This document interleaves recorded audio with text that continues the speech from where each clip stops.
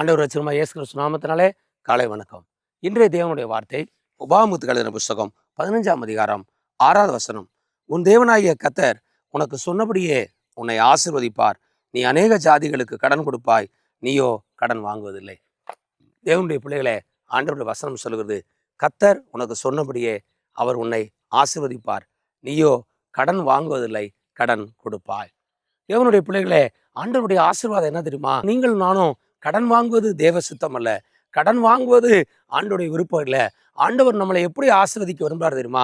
உன் கைகளின் பிரயாசத்தை ஆசீர்வதிச்சு, நீ கைட்டு செய்கிற எல்லா வேலைகளிலும் உன் தேவனாய கர்த்தர் உன்னோடு கூட இருந்து உன்னை ஆசீர்வதிச்சு, இப்போது இருப்பதை காட்டிலும் 1000 மடங்கு ஆண்டவர் பழுக பண்ணி பெருக பண்ணி உன்னை உயர்ந்த நிலைமைக்கு கொண்டு வந்து அவர் உன்னை பார்த்து சொல்லுகிறார், நான் சொன்னபடியே உன்னை ஆசீர்வதிப்பே, நீயோ கடன் வாங்குவதில்லை, கடன் கொடுப்பாய். இன்னைக்கு அநேகர் தங்கள் வாழ்க்கையில கடனுக்குள்ளாய் மாட்டிக் கொள்கிறார்கள். அளவுக்கு அதிகமாய் கடன் வாங்குகிறார்கள், வரவுக்கு மேல கடன் வாங்குகிறார்கள், பெருமைக்காக கடன் வாங்குகிறார்கள், சொத்து வாங்குவதற்காக ஏதோ ஒரு நன்மை அடைந்து விடலாம் என்று சொல்லி தங்கள் வருமானத்துக்கு மேல கடனை வாங்கி கொண்டு சிக்கிக்கொண்டு மாட்டிக்கொண்டு முழிக்கிறார்கள்.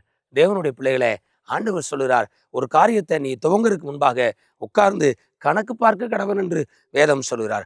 எந்த ஒரு ஆசீர்வாதத்தை சுதந்திரிக்கிறதுக்கு முன்னாடி, நன்மையை சுதந்திரிக்கிறதுக்கு முன்னாடி, ஒரு வெற்றியை சுதந்திரிக்கிறதுக்கு முன்னாடி நீ உட்கார்ந்து கணக்கு பார்த்து, உன் வரவு எவ்வளவு, உன் செலவு எவ்வளவு, இதை நான் வாங்கினா இதை கட்ட முடியுமா என்று சொல்லி பார்த்து அநேகர் தங்கள் காரியங்களை செய்யாமல் நிறைய கடன்களை வாங்கி போட்டு தங்கள் வாழ்க்கையில கஷ்டப்பட்டு கொண்டிருக்கார்கள். உங்களே என்னையும் பார்த்து கடவுள் சொல்றார், நீயோ கடன் வாங்குவதில்லை, கடன் கொடுப்பாய். அதோடைய அர்த்தம் என்ன தெரியுமா?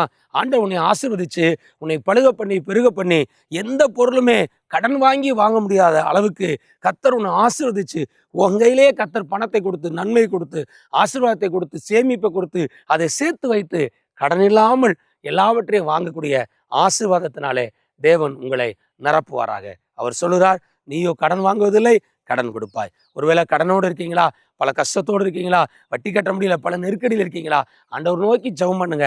ஆண்டவரே, நான் கடன் வாங்கி விட்டேன், என்னை மன்னித்து விடுங்க, இனி எந்த சூழ்நிலையிலும் நான் கடன் வாங்க மாட்டேன், இந்த கடனிலிருந்து எனக்கு விடுதலை தாங்க என்று சொல்லி ஆண்டவர் நோக்கி ஜெபியுங்கள். கர்த்தர் உங்களை கடன்கிற சாபத்திலிருந்து உங்களை விடுதலையாக்கி உங்களை ஆசீர்வதிச்சு உங்களை பழுக பண்ணி பெருக பண்ணி கடன் கொடுக்கிற நபராய் மாற்றுவார். கர்த்தர் தாம் சொன்னபடியே உங்களை ஆசீர்வதிப்பார்.